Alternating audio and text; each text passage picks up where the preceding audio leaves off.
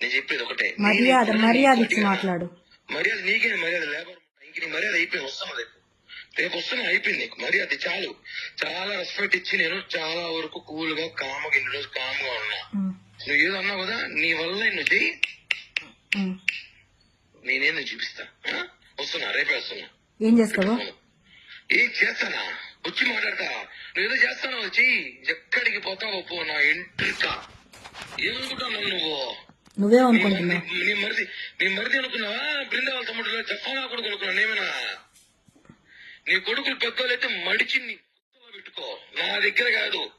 కోసి వాత పెడతా, మటర్ కేసు జైలు పోతా, 40 రోజులు బెయిల్ తీసుకొని బయటకు వస్తా. నీ చూస్తాను ఎట్లాంటివి. ప్రశాంతంగా ఉండు, జీవితము ప్రశాంతంగా బతుకుతావు. నాకు ఫోన్ చేయి, ఏమన్నట్టు నాతో మాట్లాడాలి. రేపు నాతో మాట్లాడు, నీ కాంటాక్ట్ నేను, నాతో మాట్లాడు. నీకు నాకు లావాదేవీలు, నాకు నువ్వు మాట్లాడు. దాంతో నా గురించి ఎందుకు చెడ్డగా చెప్పావు? నీకు నాకు లావాదేవీలు, నువ్వు నాతో మాట్లాడు. దాంతో నా గురించి ఎందుకు చెడ్డగా చెప్పావు? నువ్వు అసలు నాకెందుకు ఫోన్ చేస్తావు? అమ్మాయికి నీకు ఫోన్ చేసే రైస్ ఏముంది? ఎందుకు లేదు, అదే నా లైఫ్ ని చెడగొట్టింది, నాశనం చేసింది.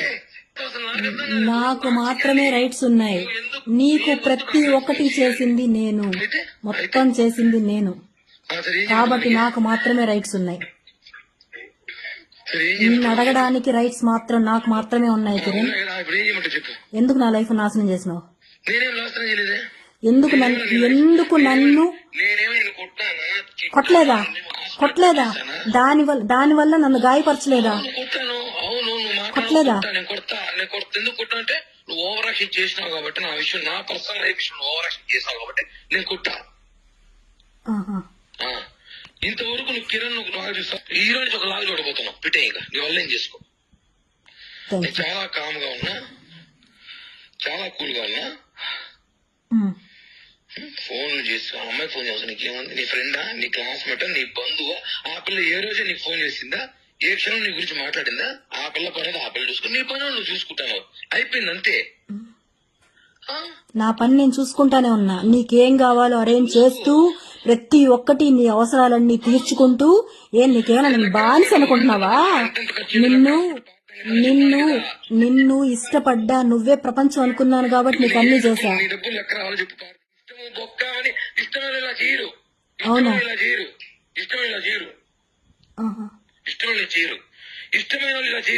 ఇలానే చేస్తారు.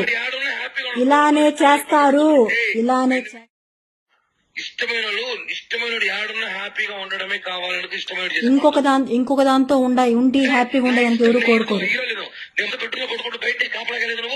కాపలా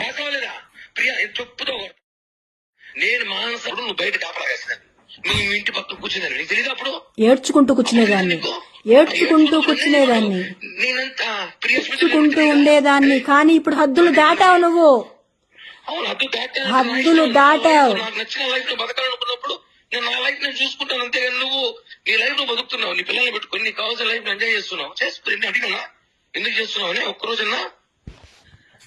గత 2 నెలలు 3 నెలలుగా నేను నీకు ఒక్క మాట మాట్లాడుతున్నాను. మాట్లాడడం లేదు, అది నీ లైఫ్ లో వచ్చింది కాబట్టి నన్ను అవాయిడ్ చేసావు. పద్ధతి కాదు.